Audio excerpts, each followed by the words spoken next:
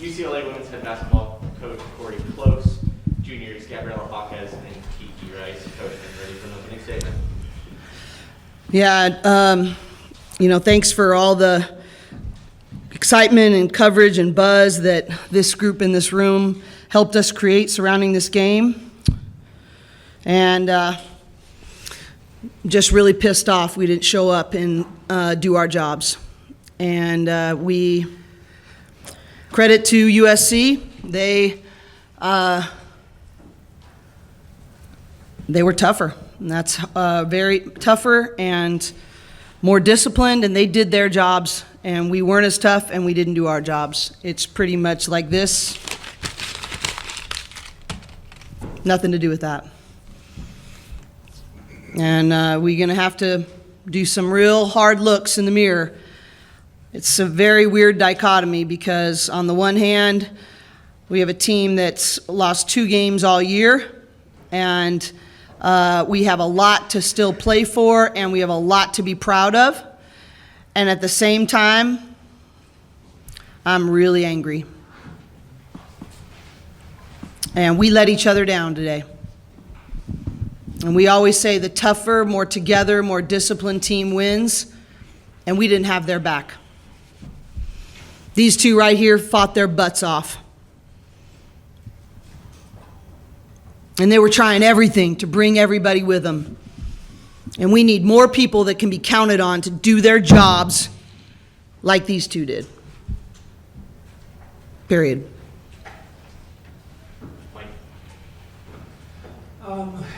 Tough loss, especially with everything riding on it, but as you said, there's still more to play. Do you give yourself a little bit of time to switch gears, and then how do you get into that mentality? Actually, all of you, what are your thoughts on that? I think that we've pretty much said, look, this is the way this train is going, and if you don't think you can make changes to be on it, tell us now. I want to have everybody that goes with us to Indiana to be going in the same direction. So the way we turn it around is people make a commitment and a choice, and they be counted on. And we were going to take 2 days off, but we're not. We're going to take tomorrow off, and they're all going to watch the film, and we're going to come back ready on Monday to figure out what needs to happen next. You guys want to answer that? Yeah. As a team, we'll all take accountability for where we fell short. I felt like we were perfectly prepared to go out there and win that game by our coaches. And it's on us. We'll take full accountability. We'll watch the film individually. We'll watch the film as a group and figure out where we can be better for each other and for the school. Yeah, they said it.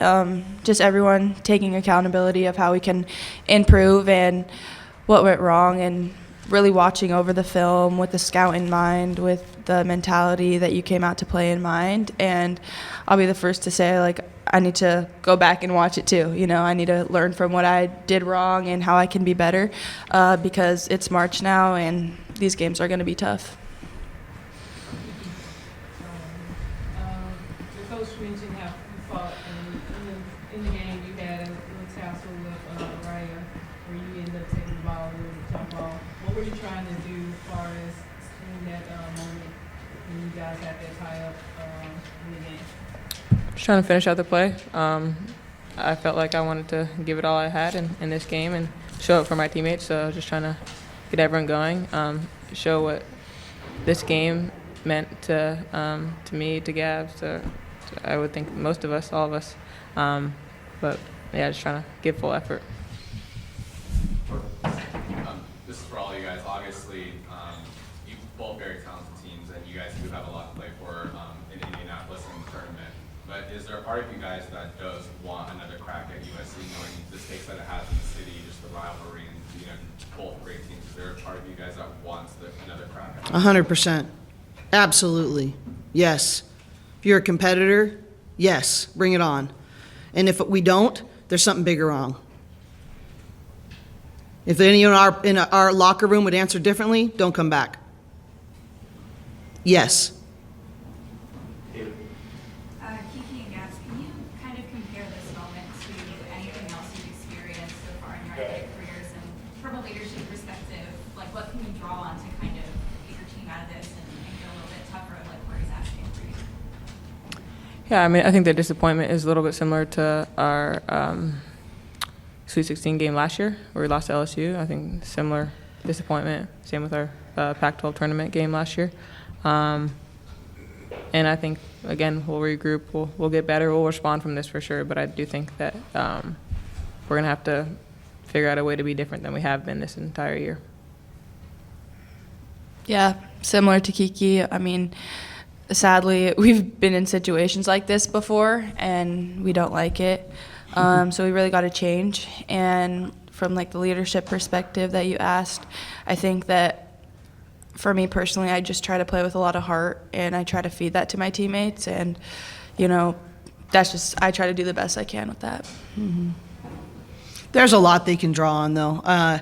There's a lot they've done right. And right now it feels like this cumulative disappointment, you know, but the reality is, you know, they fought from 12 down against Iowa and came back to win. They've fought, obviously, you know, there's several games that we've played against really good teams that we have showed the toughness. And there is a lot for them to draw on, but I think it's hard right now to think in the moment. They have earned a lot of toughness. They aren't the same team they've been, but that doesn't change the fact that we've got to change things right now and get back to our character and what we need to be. Cori, how does that double bye you're going to get with the Big Ten tournament kind of help knowing Yeah. you'll play till Friday, but yet maybe the team you play will have played and Yeah, I think it's a mixed bag. I think on the one hand, you want it, you know, because you know you're going to have, you know, 3 games in 3 days. So when you're trying to win a championship, you have to. That's a huge advantage, you know. I think in the long run, especially when everyone's beat up this time of year, and at the same time, the reality is other people have sort of gotten the jitters out. They've gotten the rhythm, and so you know that's always the challenge. But if you're asking me which challenge I'd want the challenge of the double bye. Hey, Coach, I know you're big on different games. At what point in the game you started to see things not going a different direction? Well, we tried to make a fair, like the first half, we were not switching as much, and we were trying to, we didn't execute what we said we were going to do. And that's the hard part is, it's easier to make adjustments as a coaching staff when you go out. We always tell our team, if you do what we ask and it doesn't work, it's our fault. If you go out and you don't do what we ask, it's your fault.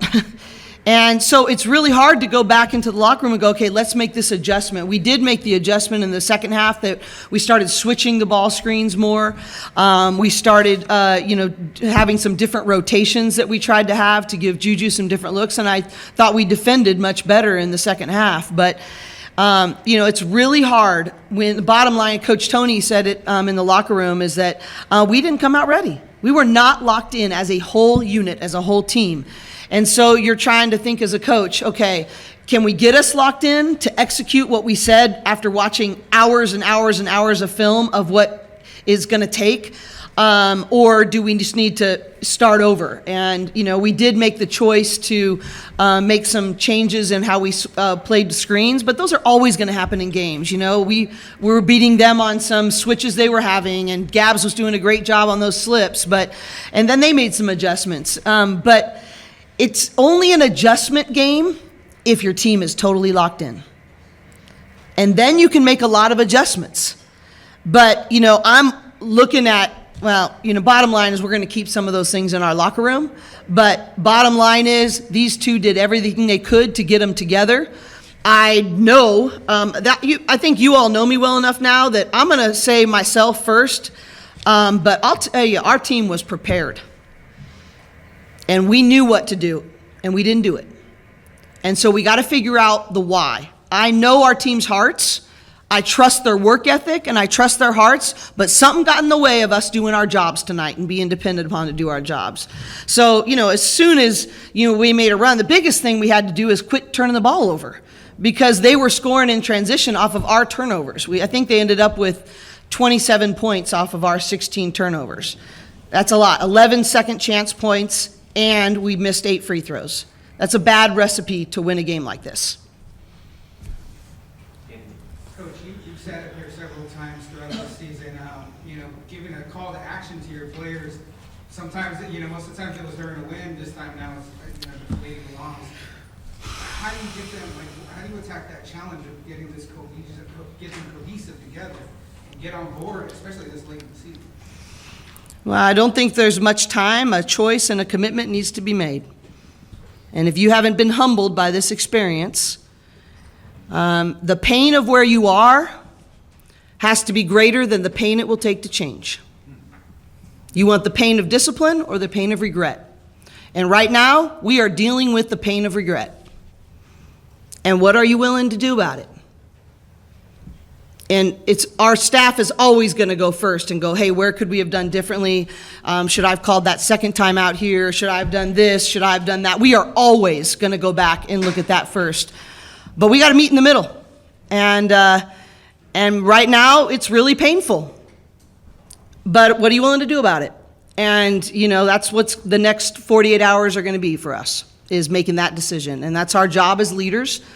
The one thing I'm really confident in is the relational capital and investment that we have made with our players over time. And so to have honest, hard conversations and to know that we are not attacking them as humans, we are committed to their best. And when they are operating less than their best, it is our job to get them to make a course correction.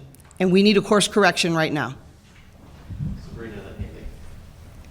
Just looking back at this game, you guys made that run in the third quarter, cut it to 4, Yeah. and they ended up closing on that, like, the 9-0 run in the period. Just what did you see differently for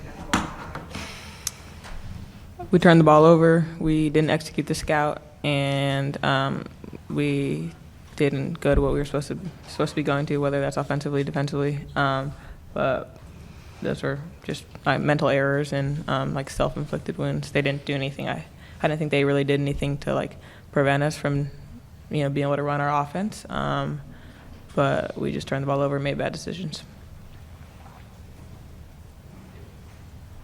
Cori, even after the loss tonight, you still went up and did your live post-game interview. How difficult was that for you in that moment, and why was it important to, address the fans? Yeah, I mean, you can't be about character, consistency, and gratitude and growth and choose when you apply it.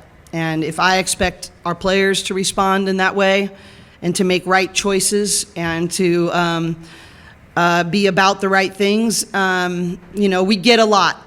We got a lot. A lot of people supported us by showing up today and waited in line and bought tickets, and the administration and the support staffs that worked so hard to create what an incredible environment. And I would be really classless if I didn't show up and do the right thing even when I don't feel like it.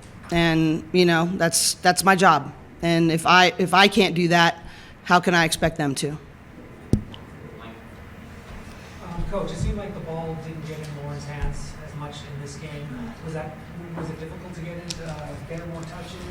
When she was spread out, or was it something else? We turned the ball over too much. I thought when we ran our offense, she got quality touches. She had some issues in terms of having some turnovers on travels, and we always want to put it in her hands in different ways. And there's a lot of different reasons, and I'll see it more clearly when I see the film. But we were trying to run stuff to get downhill drives against certain people, and to get Lauren touches in scoring positions. And I think we want to have a high usage rate for those kinds of scoring touches. And I'm sure there were times where we could have executed better, but that was part of what we're frustrated about, is that we would come out and say, hey, this is what we're trying to do, and someone couldn't be counted on to do their job. And that affects the team. When you don't do your job, it affects the kind of teamwork catches we get. And you're not going to get as many things in transition at this time of year. You have to be able to have the discipline to execute in the half court, and we didn't. And so, I think Lauren was pretty frustrated, and so she's, in terms of she thought she was getting fouled more, but reality is that we weren't being as productive. But I'm sure that we can always, Tony talked about it in the scout today, about when we're the most efficient team in the Big Ten, the only thing that can take that away is if you turn the ball over. If we have solid possessions, we're not going to make every shot, but we're going to be pretty darn efficient. But when you have empty possessions like that, it's really difficult. And so it's the combination of not getting a paint touch for Lauren, but the other one that compounds it is that when we turn it over, we're also giving up threes and easy buckets in transition D. So, you know, I mean, I think everybody's got things that they can look at, but obviously when we can get Lauren quality scoring touches on a consistent basis, it helps everybody. We fell in love. We needed to be more north and south than east and west, and that's not just off the dribble. We needed that off the pass as well. Gabriela, obviously this is a tough night, but what gives you the confidence to know that this team can really make the adjustments and move forward with this to where you guys are looking back at the end of the season and just see this as just like a bump in the road and just while you guys are hopefully celebrating something greater? I have a lot of confidence in my teammates. We work so hard together, and our coaches put us in great positions to come out and execute, and obviously we didn't do that today, but I think like Coach Cori mentioned, this is our second loss, and we've been pretty successful in our other games, and I know what my team is capable of, and I know that we'll fix what we need to fix.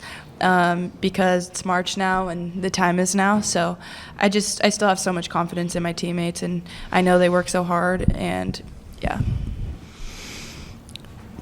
And there's no substitute. I think one of the ways that it really happens that we have confidence of, we watched a video yesterday about team glory. And the coach of Notre Dame football was saying he had 120 guys that only cared about team glory. And we cannot let anything come in our boat. Nothing. Boats don't sink because of what's outside the boat. Boats sink because of what they let inside the boat.